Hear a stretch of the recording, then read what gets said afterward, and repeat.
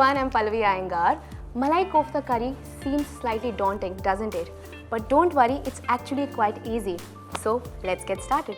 So to make the Malai Kofta curry, there are certain components that needs to be taken care of, but they are very easy to do, like this white paste, gravy paste that I have made of boiled onions, cashew nut, poppy seeds and melon seeds. So all you have to do is roughly chop the onions, put it in the pressure cooker, add the cashew, poppy seeds and some melon seeds and pressure cook it for about 2 to 3 whistles and then blend it into this thick puree.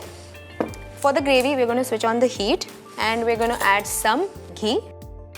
So for the kofta, let's take a bowl and add fresh paneer.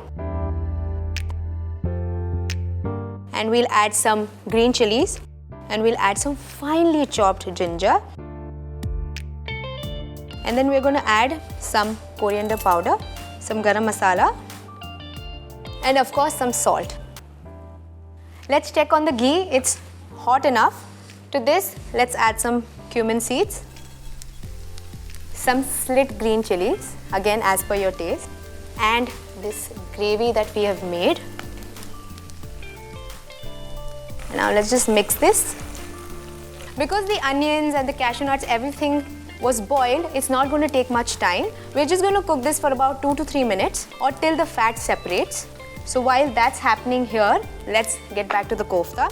So we've added everything that is needed for the kofta. Now I'm just going to mix it really well. Ensure that you're mashing everything together because the mixture has to come together. So as you can see, the consistency is looking pretty well. Now we'll just divide this and make it into balls. So the kofta balls have been shaped. Now, before the frying, you need to coat this with some corn flour so that when you deep fry it, the mixture doesn't break, and also corn flour makes it crispier. Dust off the excess.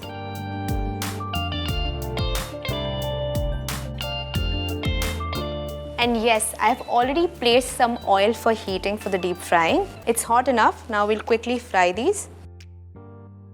The oil has to be hot and not on low gas. And meanwhile, don't forget to check on the gravy as well.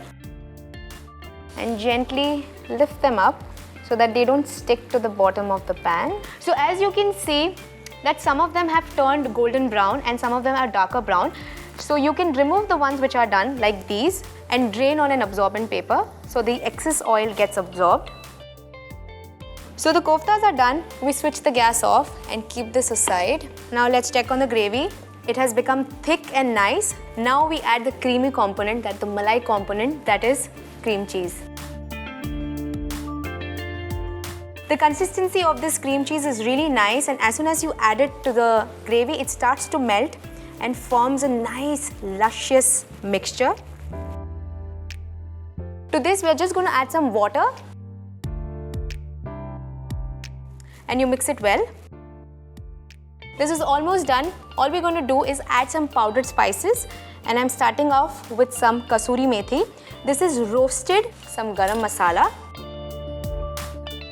To add a slight spiciness, I'm going to add white pepper powder, just a little bit. And for nice floral aroma, I'm going to add some green cardamom powder. We're just going to mix this. I've not added any salt to this. Salt as per taste. So this is done. All I'm going to do is let it cook for about a minute till it comes to a gentle simmer, and this is done. We switch the gas off and start serving it, and we pour the gravy over it. And what I have here is fried raisins, and to make it richer, I'm going to garnish it with some fried cashew nuts as well. I'm going to add some coriander sprig.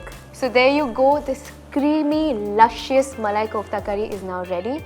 So do try out this recipe for your friends and family, and trust me, everyone is going to love it.